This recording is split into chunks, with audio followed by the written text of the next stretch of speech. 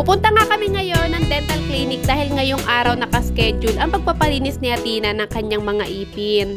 Medyo natagalan pa talaga to mga mamis kasi dapat talaga nung June pa siya magpapalinis ng ipin after niyang magpabunot ng ipin. Pero dahil may mga inuna kaming mga bagay-bagay bago yung pagpapalinis ng ipin ni Athena, ayun muna yung inuna namin at ngayon tinabutan na kami ng July para makapagpa-schedule siya sa linis ng ipin. Kakagising nga lang neto ni Athena mga mamis at hindi ko talaga muna siya pinakain kasi nga baka malate na kami. Dapat kasi talaga ang slot ng oras namin ay 4:30 pero dahil hindi na nga available, ayun 3:30 yung naging schedule namin. Gaya nung nakaraang buwan, naglakad nga lang ulit kami papuntang dental clinic kasi nga malapit lang naman to. Dito lang naman to sa may Almar, taas lang ng Baliwag. Hindi na nga namin ginising si Daddy para samahan kami dito kasi nga inisip ko baka matagalan na naman kami dito at malate na naman si Daddy sa trabaho gaya nung nakaraan na nagpunta kami dito nakasama namin siya. Pero nung pagdating nga namin dito ni Athena, parehas kami nagulat kasi akala namin walang katao-tao. Kaya naman pagpasok namin, pinakatuko nga siya dun sa may dilaw na pinto. Nandun pala si Doc pati yung assistant niya, meron din silang nililinisan na ipin na nakaschedule din. Maganda dito mga mamis, parang magaan lang yung kamay nito kasi laging mabilis lang siyang matapos lalo na kapag kay Athena. Pagkatapos, simple lang din yung place nila at saka mabangot, malinis din. Habang nag-aantay nga kami, maya-maya ay lumabas na yung assistant ni Doc at binigyan na si Athena ng haircut pati na rin ng foot rug. Hindi talaga mawawala yung haircut pati na rin yung foot rug mga mamis kasi nga para mapanatiling malinis talaga yung pinaka-working area ni Doc. Tapos sa haircut naman, syempre para hindi kung saan-saan lumipad yung buhok. Nung natapos ko na nga ikabit yung haircut pati na rin yung foot rug ni Athena, maya-maya nga itinawag na si Athena ng assistant ni Doc para nga masimulan ng linisan yung ipin niya. Buti na lang din talaga hindi matao dito kaya hindi na kami nag-antay ng matagal at mas okay din talaga kapag nakaschedule kasi mas priority talaga. Nalinisan na nga yung ipin ni Athena. By the way, binunutan din pala si Athena mga mamis kasi ang sabi ni Doc, habang nililinisan niya ng ipin si Athena ay hindi pala nakalabas pa yung isang pangil ni Athena kaya kailangan daw bunutin yung isang pangil niya. Yung isang pangil naman na binunot kay Athena mga mamis ay gumagalaw na din naman na talaga at saka medyo may sira na kaya kailangan na rin bunutin. Para nga daw sabay ng lobas yung pangil niya kasi pag hindi daw binunot yon, yung isang pangil niya ay tutubo sa pinakalikod ng kanyang ipin.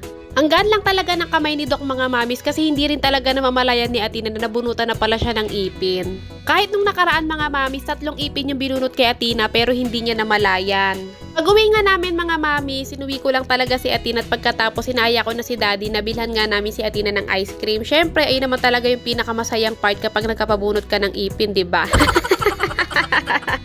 Dito na nga kami pumasok sa Kai Mall kasi kailangan din namin bumili ng itlog. Binili na din pala namin si Athena ng Lucky Me kasi nga hindi pa naman siya pwedeng kumain ng mga hardal bagong bunot lang siya. Tapos lalagyan ko na lang ng itlog. Dahil nga wala na rin tinapay si Daddy ito at bumili rin kami ng tinapay niya. Dati talaga hindi mo mapapakain si Daddy ng wheat bread pero ngayon sobrang paborito niya na yan. Wala kasi talagang lasa yan mga miss pagkatapos magaspang pa. Bago nga kami pumila sa cashier itong at dinaanan na namin itong ice cream na bibilhin namin. Pwede naman daw yung may flavor pero strawberry flavor lang. Kung naalala nyo nga mga mamis, nung ako yung kasama ni Ate yung nagpabunot siya ng ipin, maliliit na ice cream lang yung binili namin. Pero ngayon, dahil galante yung kasama ko, malaki yung binili naming ice cream. Bukod sa masaya si Athena, syempre masaya din ako kasi maikinabang din ako. Parang gusto ko tuloy pabunot lahat ng ipin ni Athena kahit hindi sira para lang magkaroon ng ice cream araw-araw. Pangatlong pagkakataon nga mga mamis ako ibababa na naman. Naalala ko lang kasi na kailangan nga pala namin enroll si Athena kung kailan nakauwi na kami ni Daddy. Kaya naman ito ako ngayon, bababa na naman mag-isa para nga magpunta sa school ni Athena para i-enroll na siya. Hindi na ako sinamahan ni Daddy kasi nasa CR na siya nung mga oras na to, naliligo na siya at papasok na siya sa trabaho. Halos 1 linggo na lang kasi at magsisimula na ulit yung pasukan. Late na kami nakapag-enroll mga mamis kasi nga nag-ipon pa kami ng pang-down para nga sa tuition niya. Pwede naman sanang walang down payment pero mas pinipili namin yung mag-down kami para nga yung matitira hatiin na lang sa 9 months or 10 months ata. Para hindi na ganun kalaki yung magiging monthly namin. Hindi ko pa nga nakukuha talaga yung card ni Athena pero sakto naman kasi enroll ko siya ngayon kaya ngayon ko din kinuha yung card niya.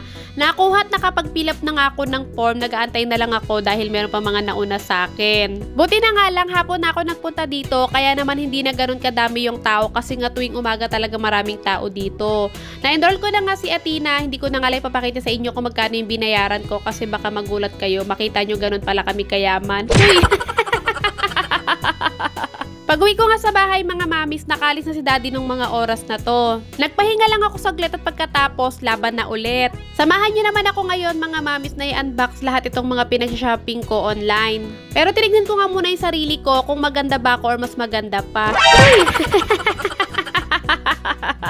Eto nga muna yung una kong bubuksan mga mamis, yung nabili kong semento online.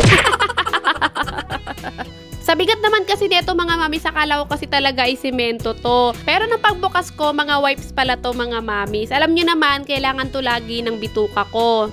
Nung unang beses na bumili ako nito, naalala nyo sabi ko parang hindi siya maganda kasi nga medyo maliit siya compared sa ginagamit kong brand dati. Pero ngayon mga mamis, mas maganda pala siya kasi mas malaki yung natitipid ko dito. Kaya ko nga nasabi na malaki yung natitipid ko dito mga mamis kasi nga dati yung binili ko netong 10 pieces, first week ng May ko yung binili at pagkatapos naubos lang siya first week ng July. Kaya naman ngayon mga mamis, 20 pieces na yung binili ko pang saktong 3 buwan ko na to. Bali, ang sunod ko naman bubuksan mga mamis ay nabili ko naman colostomy bag online. Ang dami nagtatanong sa akin kung ano ba yung gamit kong brand.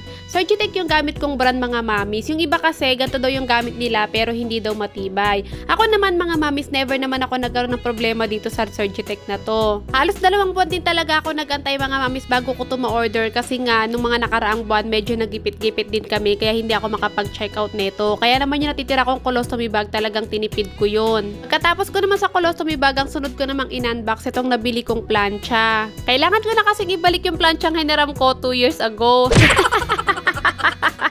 Mag-aaral na rin kasi yung anak anong pinaghiraman ko ng plancha. Kaya kailangan na rin niya yung plancha niya dahil gagamitin na din niya sa uniform ng anak niya. Pero itong planchang binili ko mga mamis, yung parang steamer. Hindi ko kasi talaga alam yung tawag dito. Kasi alam niyo mga mamis, first time ko lang talagang bumili ng plancha sa buong buhay ko. Nahirapan na kasi ako sa nakasanayan nating plancha mga mamis kasi every time na yuyuko ako, yung tubo sa katawan ko tumitiklop at pagkatapos tumutusok sa tiyan ko medyo masakit. Kaya gantong klaseng plancha na yung binili ko para kahit nakatayo lang ako habang nagpa-plancha o di naman kaya nakaupo na relax lang, okay lang. At dahil malapit na nga magpasokan mga mamis, sunod ko namang in-unbox yung nabili kong bag ni Athena online. Ito namang bag na to mga mamis, May pa lang talaga nasa add to cart na to. At pagkatapos ng mga bandang June, yun, chinek out ko na kasi nga inisip ko talaga kailangan namin mag-unti-unti ng gamit ni Athena dahil marami kaming kailangan bilhin. 2 taon na din kasi talaga siya nagkatsaga sa bag niya mga mamis na bago magbakasyon nasira talaga yung zipper nun pero inayos ko lang kaya naman nagamit pa niya. At dahil 2 taon naman siyang nagtsaga sa luma niyang bag mga mamis, deserve naman ni Athena magkaroon ng bagong bag.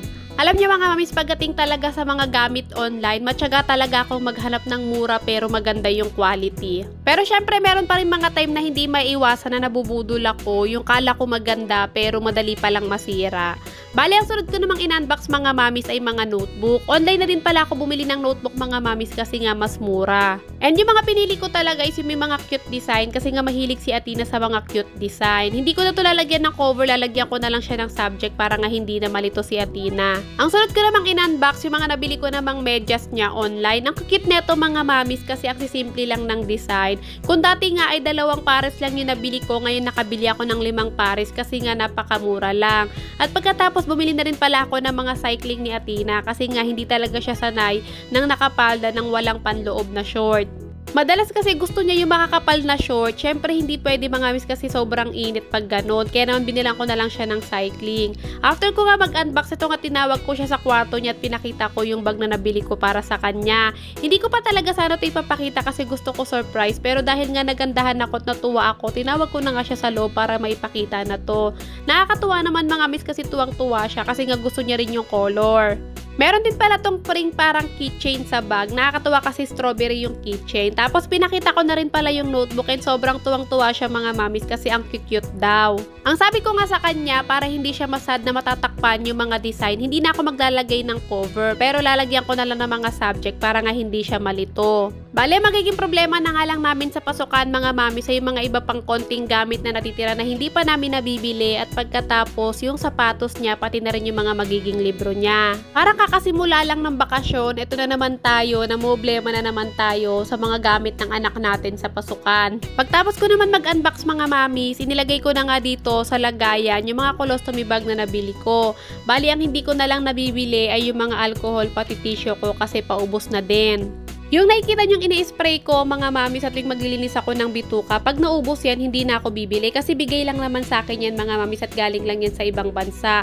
Kasi nga pag bumili pa ako niyan, hindi nakakayanin ng budget namin. Syempre mas priority ko talaga yung wipes, colostomy bag, alcohol at saka tissue. Bali kapag naglilinis na lang ako at wala ng adhesive, titiisin ko na lang yung sakit.